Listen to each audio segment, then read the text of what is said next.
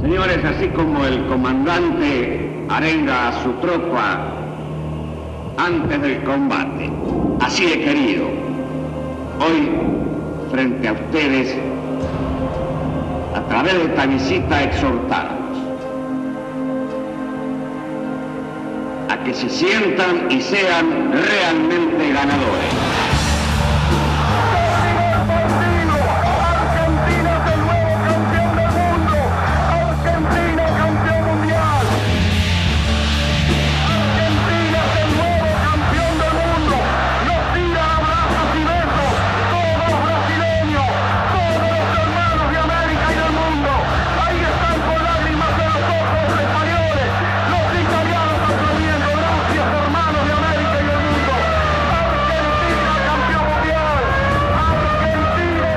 Los gritos del triunfo llegaban hasta la ESMA, Escuela de Mecánica de la Armada, el más célebre de los campos de concentración de la dictadura que gobernaba en Argentina.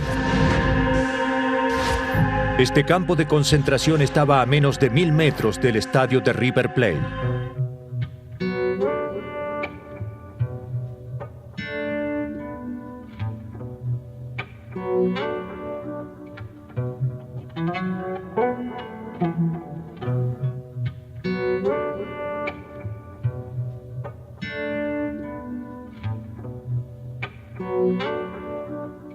El Mundial 78 es un símbolo del derecho deportivo que ha tenido la manipulación política más dramática en la historia argentina. Quería hacer una salvedad antes de comenzar la charla, y es que todo esto que se genera alrededor del Mundial 78 y la dictadura en la cual se llevó a cabo el Mundial, no implica cuestionar de por sí el hecho deportivo ni a los jugadores que intervinieron en el Mundial. Hay una frase de Bertoni en el documental que cuando dice "yo tiraba paredes con Kempes, no con Videla", es bastante elocuente y tiene que ver con una subestimación que sienten muchos de los jugadores que fueron protagonistas del Mundial porque se los considera los campeones de la dictadura. Algo que a mi entender es injusto, más allá del contexto en el cual se llevó a cabo la competencia.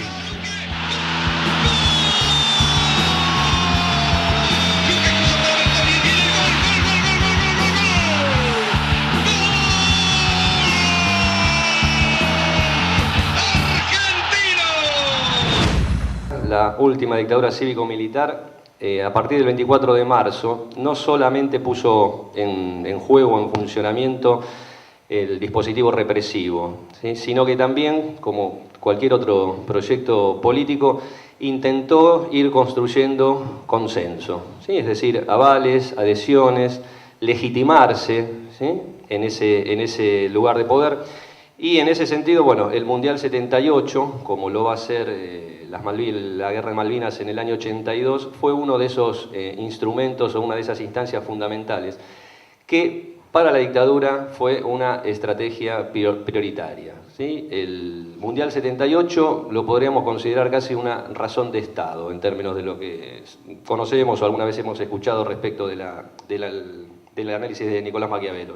Nosotros somos los que somos, estamos acá, o ustedes nacieron después o mucho después de este espanto, y estamos compartiendo un buen día porque la humanidad se parece, se repite, se calca en muchos terrenos, pero cambia en muchos otros consecutivamente.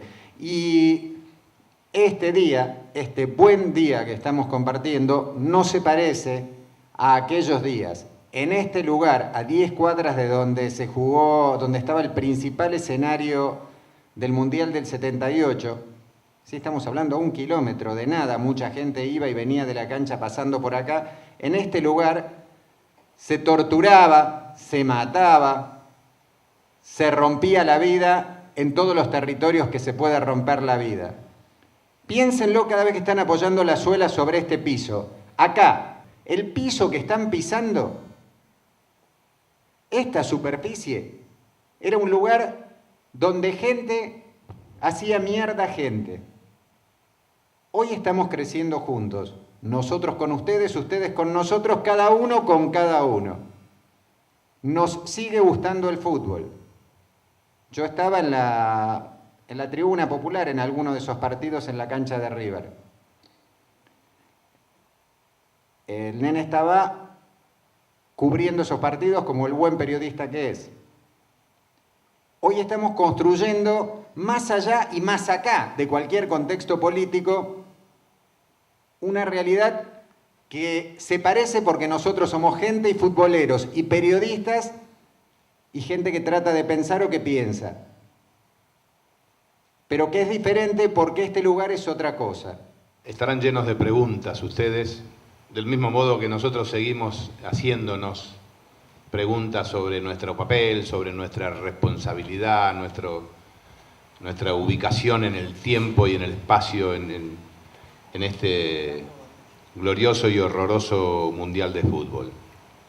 Puedo contarles brevemente que yo estaba afuera, que vivía en España y que volví al país para ver el Mundial de Fútbol. Porque bueno, de fútbol somos, digo, vivo en este país, estamos criados con el fútbol en el alma. Y aún sabiendo las cosas que pasaban, no tenía la dimensión exacta del horror, pero sí sabía, había vivido afuera y sabía cosas. Aún así, yo volví al país porque quería ver el Mundial de Fútbol y como periodista, y gracias a una gestión de algunos compañeros, terminé trabajando en la revista El Gráfico y cubriendo el Mundial. La dictadura intentó construir consenso, adhesiones, avales, apoyos, legitimidades, cohesión, busca de construcción de nacionalismo, de argentinidad, etcétera, etcétera, en la dimensión interna. Y en la dimensión externa, lo que buscó la dictadura, aprovechando que era sede del Mundial del 78, tenía que ver con tratar de dar respuesta a lo que la dictadura denominó campaña anti-argentina. ¿Sí? Es decir, las denuncias por violaciones a los derechos humanos que se hacían en el exterior. Estar acá y además ver imágenes del Mundial de Fútbol y ver esa cosa mezclada del fútbol, de ese fútbol que personalmente defendía porque me gustaba la manera en que jugaba la selección, sabiendo en el contexto en el que se realizaba.